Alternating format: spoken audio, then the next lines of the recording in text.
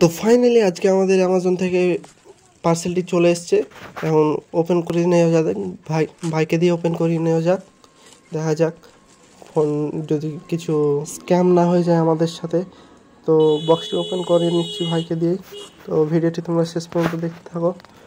এই যে বক্সটি ওপেন হয়ে গেল। ভিডিওটি আমি একটু ফাস্ট ফরওয়ার্ড করে দিই যাতে করে তোমাদের দেখতে ভালো লাগে ভিডিওটা, নাহলে অনেক বোরিং ফিল করবে তোমরা।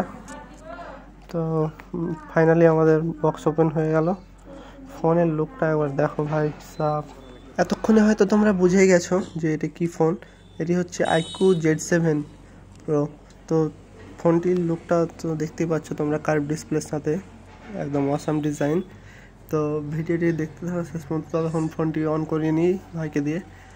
তো এই ধরনের ভিডিও তোমাদের যদি দেখতে ভালো লেগে থাকে তো লাইক অ্যান্ড সাবস্ক্রাইব করে দিও, যাতে করে তোমরা ডেইলি এর ধরনের ভিডিও আপডেট পেয়ে যাবে। আর এই এই 20-22 হাজার টাকার মধ্যে এটি একটি ভালো কার্ভ ডিসপ্লেওয়ালা ফোন।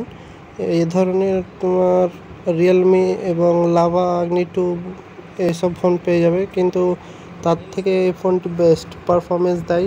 আইকিউর ফোন তো আপনারা জানেন যে গেমিংয়ের জন্য বেস্ট।